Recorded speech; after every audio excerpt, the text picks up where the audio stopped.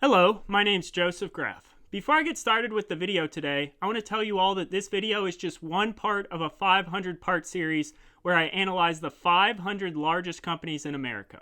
If you enjoyed today's video, I'll include some links in the description below so you can check out my other stock analysis videos. Also, if you enjoyed today's video, please hit the like button, please subscribe to the channel, and please hit the notification bell so you can be notified when I post future updates. This helps the channel to grow. With that being said, I want to thank you all for watching, and here's the video. Tesla was founded in 2003 in California. Elon Musk, who is currently the CEO, joined as an employee shortly after the company was founded.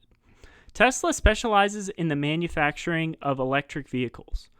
They are most well known for their Model 3 car, which is the best-selling plug-in electric vehicle of all time. Tesla's operating segments include automotive sales, services and other, energy generation and storage, as well as automotive leasing. Tesla's largest operating segment in 2019 was their automotive sales segment, which was responsible for nearly $20 billion of the company's revenue. Tesla's fastest growing segment in 2019 was their services and other segment. Tesla is currently the 18th largest company in America and is valued at $224 billion. In this next slide, I'm going to show you all the company's earnings per share and earnings growth over the last 5 years. In general, good companies are able to produce positive earnings year in and year out and grow those earnings steadily over time. Large, stable companies such as Coca-Cola tend to produce positive earnings, but they might grow those earnings a little bit slower than a company like Tesla, which may produce negative earnings per share some years, but is generally viewed as having higher growth potential than a stock like Coca-Cola. In general, stocks that post positive earnings year in and year out, like Coca-Cola, tend to be considered less risky investments as compared to stocks like Tesla that may post negative earnings per share some years. In 2014, Tesla stock lost $2.36 per share. In 2015, they lost $6.93 per share. In 2016, Tesla lost $4.68 per share. In 2017, this jumped all the way up to a loss of $11.83 per share. In 2018, they lost $5.72 per share. And in 2019, they lost $4.92 per share. Now that we've taken a look at the company's earnings per share over the past 5 years, we're going to talk a little bit about its price-to-earnings ratio, also known as PE ratio. PE ratio is simply calculated by taking a company's price per share and dividing it by the company's earnings per share. If you were trying to decide between buying shares in two different companies and everything else was the same, you'd want to buy the company that had the lower price to earnings ratio. This would be because you would be paying less for a company that is earning more per share. In general, companies that have a PE ratio below 20 are considered to be value stocks, while companies with a PE ratio above 20 tend to be growth stocks. In general, stocks with lower PE ratios are companies that investors tend to be a bit more pessimistic about the company's future, whereas stocks with higher PE ratios are companies that investors are a bit more optimistic about the company's future. PE ratio is just one small metric in the tons and tons of metrics that you can use to evaluate companies, but it goes a long way in helping you to get a baseline feel for why the company is valued at what it's valued at. As of July 5th of 2020, Tesla was trading at $1,208.66 per share. You can't really calculate Tesla's 12-month price-to-earnings ratio because they were not profitable during this period. However, for reference, at the time of this recording, the 12-month trailing price-to-earnings ratio of the Standard & Poor's 500 was 22.44. I included this slide even though you cannot calculate Tesla's price-to-earnings ratio at this time, just to give you all some context. As I mentioned earlier, a company's price-to-earnings ratio is just one metric that you can use to value the company. Another popular metric is a company's price-to-earnings growth ratio. This is calculated by taking a company's price-to-earnings ratio and dividing it by the company's growth rate as a percentage. In general, companies with a price-to-earnings growth ratio of 1 are considered to be fairly valued. Companies with a price to earnings growth ratio above 1 tend to be considered overvalued, and companies with a PEG ratio below 1 tend to be considered as undervalued. Price to earnings growth ratio is a popular metric among investors because it takes both a company's price to earnings ratio and its earnings growth into account. These two metrics are the two main metrics that drive a company's stock price and thus its valuation. As of July 5th of 2020, Tesla stock was trading at $1,208.66 per share. You cannot calculate Tesla's 12-month price-to-earnings growth ratio because they were not profitable during this time. As I mentioned earlier, Tesla has never had a profitable year. Once again, I included this slide for reference as I do suspect that Tesla may become profitable in the future, and hopefully this will provide a little bit of information for you all to potentially calculate Tesla's price-to-earnings growth ratio in the future. In this next slide, we're going to be going over the company's dividend yield, dividend growth rate, and dividend payout ratio. Dividends are popular among many investors because it's a way for investors to see a return on their investment in the form of cash payments. However, keep in mind that when companies decide to pay dividends to investors, that money that is returned to the investors is money that the company cannot use to reinvest into its own company.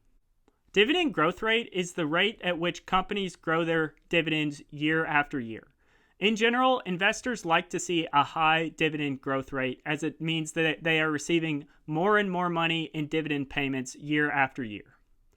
Dividend payout ratio is the percentage of a company's earnings that they pay out in the form of dividends. In general, companies with a dividend payout ratio below 70% have a good chance of being able to keep paying their dividend into the future and have some potential to grow that dividend in the future as well. Companies with a dividend payout ratio above 90% are generally seen as more risky and have a higher likelihood of cutting their dividend. Tesla does not currently pay a dividend and likely will not pay a dividend until they become profitable on a consistent basis. Tesla really needs to focus on becoming profitable and posting yearly profits before paying a dividend is even something that they can consider. They're currently taking all the money that they do earn and reinvesting it back into growing the business.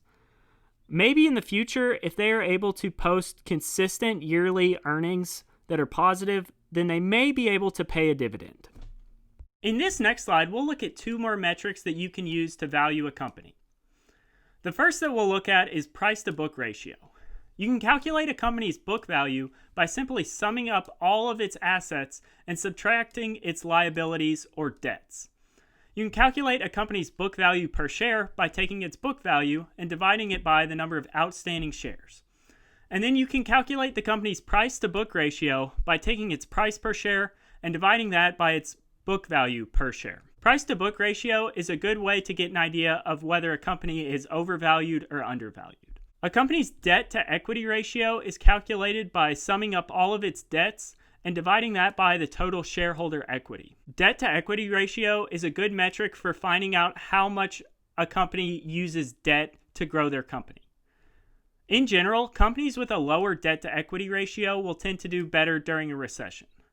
However, debt is a tool that companies can use to grow their company faster than they would if they did not have any debt.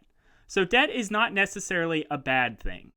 As of March 2020, Tesla stock had a book value per share of $49.58. Based on Tesla's price at this time, this represents a price-to-book ratio of 24.38. This is a pretty high price-to-book ratio, but is not uncommonly high for a high-growth technology stock such as Tesla. Tesla's debt-to-equity ratio as of April 2020 was 1.07. This is on the higher end of companies that I have looked at so far in my stock analysis videos, but is not too high. I think Tesla would probably struggle a bit during a recession, but I'm not overly worried about this debt-to-equity ratio. In this next slide, we'll take a look at how the company's stock price has changed over the past 3 years, 5 years, and 10 years. Keep in mind that a company's past performance does not guarantee its future performance. However, seeing that a company has done well over the past couple years is usually a good sign and can indicate that the company may continue along that path in future years. If you had invested in Tesla stock 3 years ago, you would have seen an average annual return of 45%. If you had invested in Tesla stock 5 years ago, you would have seen an average annual return of 28%. And if you had invested in Tesla stock 10 years ago, you would have seen an average annual return of 47%. It's pretty interesting to note that even though Tesla has never turned a profit, over the past 10 years, it would have been a fantastic investment. In this next slide, I'm going to give you all my grades for this stock. The first grade that I will give you is what I grade this stock as a defensive investment. This grade is simply a grade that I give based on how well I think a company would do during a recession, as well as how confident I am that the company will continue to generate the same or greater earnings over the next couple years. The next grade that I will give is a growth grade. This grade indicates how I feel about the company's growth potential over the next 5 to 10 years. The third grade that I will give is the company's value at its current price. I'll take a look at what the company's price is at the time I recorded this video and give you all my opinion on whether I think it is undervalued or overvalued. The last grade that I will give you is an overall grade. This is a grade that looks at this company as a long-term investment. This grade indicates how comfortable I would be with holding this company for 10 to 20 years. As a defensive investment, I gave Tesla stock a C-. Even though they've done a bit better in previous years, Tesla still is operating at a loss every single year, and they have not been profitable since the company was founded. This worries me a bit and is why I decided to give Tesla a C- as a defensive investment. As a growth investment, I gave Tesla stock a A+. I really like Elon Musk as the CEO, and Tesla has some really cool, really futuristic technologies that, if they catch on, I think could become very, very widespread. I really like Tesla as a growth investment. As for Tesla's value at its current price, this was extremely difficult, but I gave it a B-. Tesla stock has shot through the roof over the last couple years, and even though I think it may be a little bit overvalued right now, I wouldn't be surprised if the stock continues to go up and up and up. However, I would also not be very surprised if Tesla stock was to jump back down to $300 or $400. Tesla is a pretty risky stock, but as for its value at its current price, I'm not thrilled about it, and I gave it a B-. As for Tesla as an overall investment, I gave it a B. Just based on Tesla's growth potential, I gave it a pretty high ranking. I am worried about Tesla becoming profitable, and I'm not sure that that will ever happen, but just the sheer potential that Tesla has made me decide to give it a B.